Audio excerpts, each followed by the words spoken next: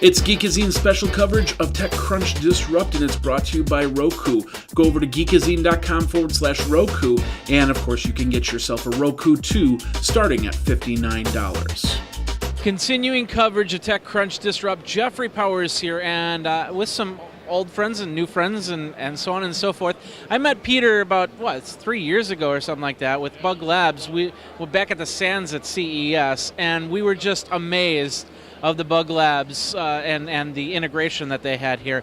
And of course we also have Ford here, and we have Prasad from Ford here, which of course we've talked for the last few years about car innovation. Well, little did I know they were talking to each other, and they were putting together something really cool, where Bug Labs is now inside your car. And I'm going to have these guys talk a little bit about it. It's just basically, well, why don't you guys tell what's this all about? This is very exciting here. Well, the idea is to take the crowd innovation and bring it to a large manufacturer and allow the manufacturer to benefit from this idea of what you could call it crowdsourcing, but it's taking the innovation pyramid and turning it upside down. So now the good ideas come from the customer. They don't always have to come from the manufacturer. And the benefits of doing that is that you can now have very highly personalized experiences. So you could have cars that are very highly tailored to a particular community, maybe a bunch of sports fanatics, they want a car that has particular things. And so Ford now doesn't have to go and do all the R&D and figure out how to bring these products to market. The customer does it. It's a total win-win situation. And what Bug Labs is doing with Ford is trying to bring the platform that we have, the open source hardware and software platform, as a toolkit to let these types of things, it's a research project we're experimenting with. So you guys made a major announcement here, and Prasad, why don't you tell us what this major announcement is? Sure. We call this Open XC. It's open. It's X because it really does a lot of things. It's hardware and software that's open. And it's C in the broad sense of being able to connect, being able to create communities to come together, and really add new value. What we're trying to do is to create these toolkits that Bug Labs has a really good foundational platform for. And we're going to give these toolkits and make them part of a very exciting sandbox that allows user innovators and developers to create solutions that can be really unitized or packetized, so they can be bought piecemeal. So you buy your car, and after you buy your car, you can go and buy this little module.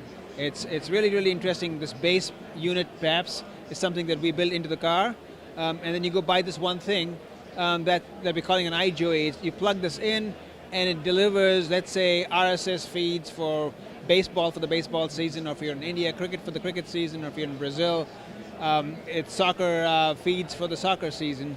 There could be something else that you buy for the national parks. Maybe you go into Yellowstone and you get this and you get a little talking tour of Yellowstone. So there's a whole lot of ways by which you can actually packetize the combination of hardware and software into a value that's really tangible and quantifiable for the entire ecosystem.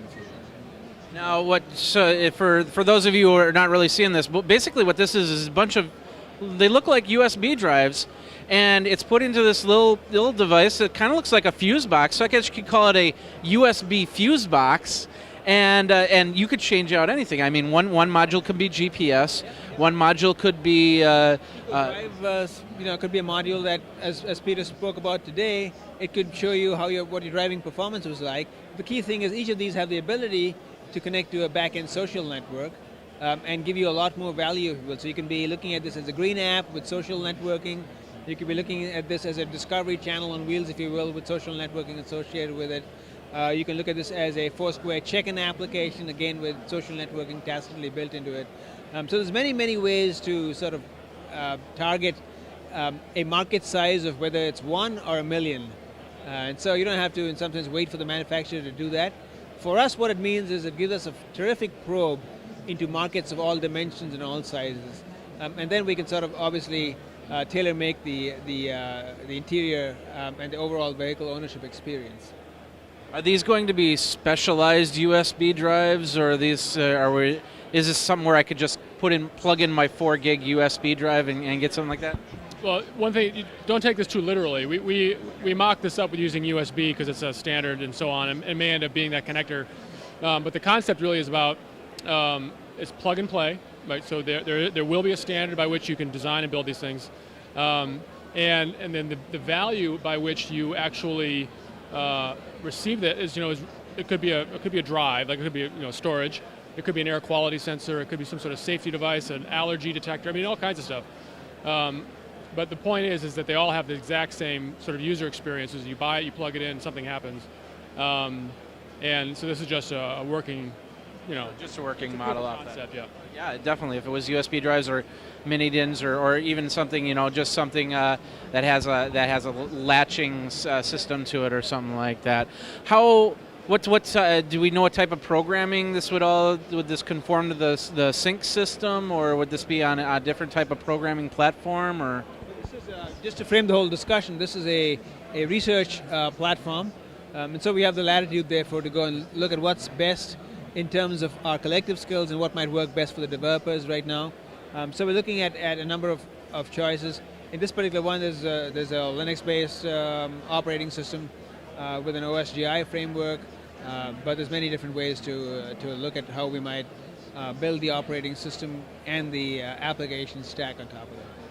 So this is all in the planning stages. There's no release date on this or planning for the 2013 models or anything like that, but just an idea, bringing the concept to market and see where people go, which I think a lot of people will love that idea. You won't have to buy the car with the GPS system, and you can get that a year down the road.